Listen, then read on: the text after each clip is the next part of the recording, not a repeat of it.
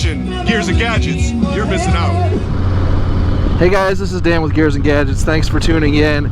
So I just got back this past Monday, today's Friday, from my 2,385 mile round trip from Pheonix, Arizona to Moyers, Oklahoma and Paris, Texas for the Bring It Home parade.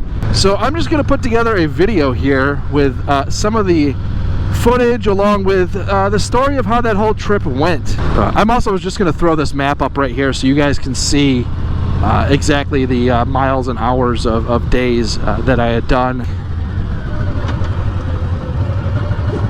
So I left here Wednesday, probably about 10 o'clock in the morning, and the way that I broke this trip up was my first day I set up for 6.5 hours to Albuquerque, and my company also has an office. Our corporate headquarters is actually in Albuquerque, so I built in a little work trip there. I had to go there anyways in the near future, and I was already driving through town, so I might as well just extend one day of my trip and build in that work trip. And because I did that, I was able to stay in the Courtyard Marriott for the night, so that was pretty nice. But I actually regret doing that because I had a great day in the office there. But what happened was, because of my stop there, I regret going to Albuquerque for work.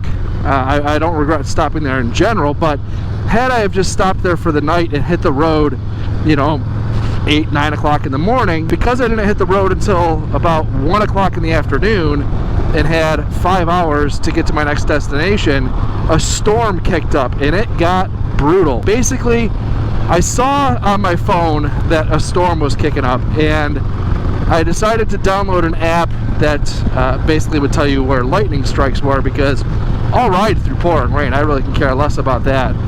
Getting wet isn't going to kill you. Lightning, however, will. This app was pretty cool, as it would tell you and warn you if there was lightning strikes in the area. So I took off and headed down the road. I kind of game planned my route and said, all right, I think that I can make it and beat this storm. Let's just get closer to it and figure out kind of which way I need to go to get through it.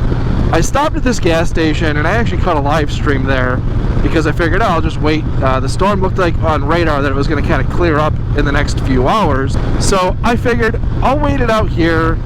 The sun might go down, but if the storm stops, whatever, I'm just riding in the dark. I don't prefer to do that, you know, in these areas I'm unfamiliar with, but whatever, you know, not the end of the world. I'll ride in the dark. So as I'm sitting at this gas station, you know, I caught this live stream, and I'm kind of sitting there going, maybe I'll just have to sleep here for the night on the sidewalk.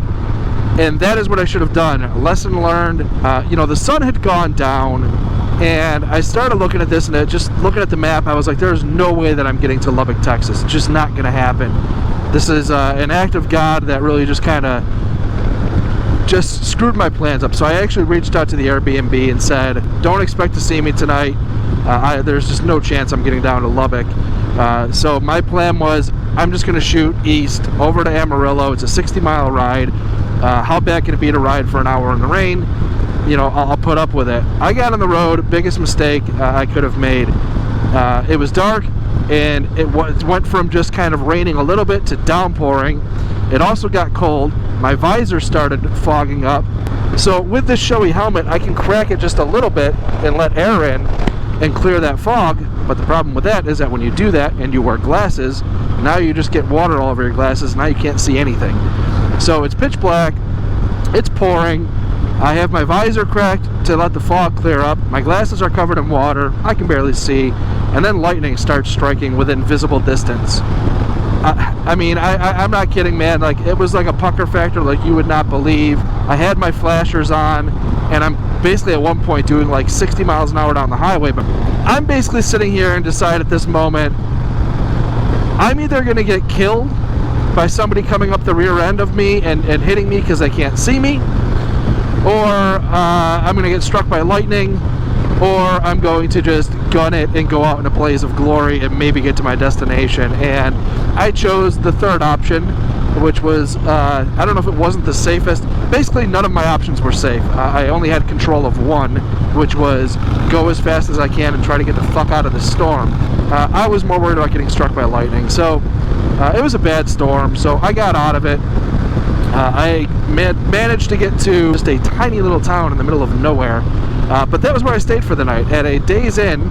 It was okay. It was just a typical little tiny small town Days Inn. Here's all my riding gear. It's all soaked. My helmet is soaked. I've got it hanging up to dry out. Gloves are soaked. Everything's just drenched. My boots are sitting up on the heater. So I hopped on the road. Could barely see. It was dumb. It was the dumbest thing I've ever done. Hunker down. It was really stupid. No excuse for that. I'm in no rush to get out of here tomorrow after what I just went through. Originally, I was going to try to get to Paris, Texas, and shoot over to Paris Harley-Davidson, but if I don't make it there, I really don't care. At this point, if I just get to River, I'm happy. So this morning, I got up. All my stuff was dried off. So that gave me the Friday of 8 hours of riding to get into Moyers, Oklahoma. And I actually saw another storm that like almost was going to cut me off from Moyers. It wasn't bad. I got rained on for a little while, maybe like 15-20 minutes, and then got into River, and everything was good to go. So I actually tucked in probably about 9:30 Friday night. I met John Maxwell, shot the shit with him for a little while. I was looking forward to getting to meet him. So once I talked to John for a bit, I was happy with that. Real cool dude. Super happy to meet him in person. So Saturday I got up. I went over to Coxfield Airport. I ran the bring it home world record attempt, which we beat. We crushed it. I'll link my video on that up above.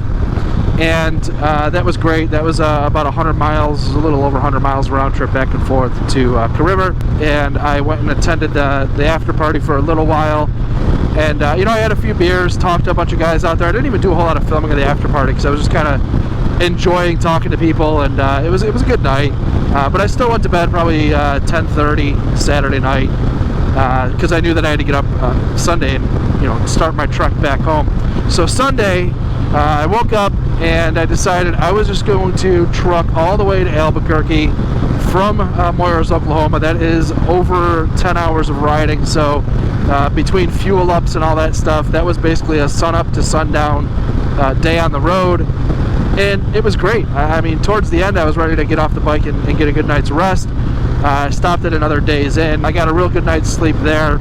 And then Monday, I woke up and I had another like 6.5 hours back to Pheonix. So, yeah, I mean, I trucked a ton of miles. It was a really fun ride.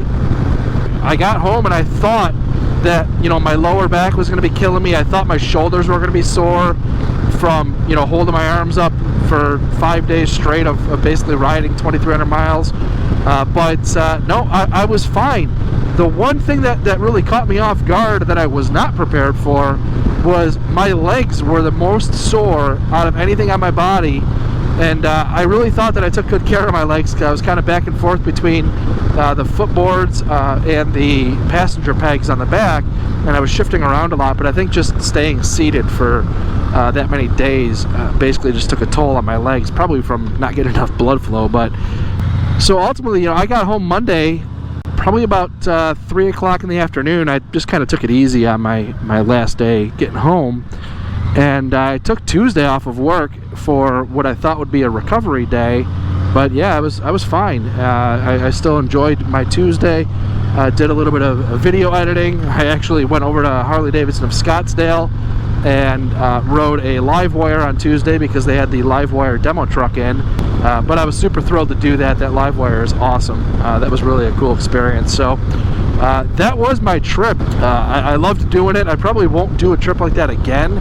Not for a long time, at least. I mean, it was tough to leave my 3-year-old for 5 days straight and justify it in my head that Daddy's going on a 5-day motorcycle adventure. I struggled with that a little bit, but it was a great time. I'm really happy that I did it. Happy that I made it back safe. And to everybody else that was out there, it was a huge pleasure to meet everybody. I couldn't have been more honored to ride with the people that I did. Everybody that I was around was just real good people to talk to. It was a great event, and doing it for charity was even cooler. So I'm just really proud to be a part of that, and I'm happy that I believe it was over 50 grand that was raised for motorcycle missions, so that is awesome. And I just wanted to thank Adam for putting that all together, and Paris Harley-Davidson, who was also a huge part of putting that event together, and also along with the Law Tigers. I know they all worked very hard to put that event on. Guys, thank you very much for tuning in. If this is your first time tuning in, please hit that subscribe button down below. Remember, likes go a long way to help support the channel, and I will see you guys next time.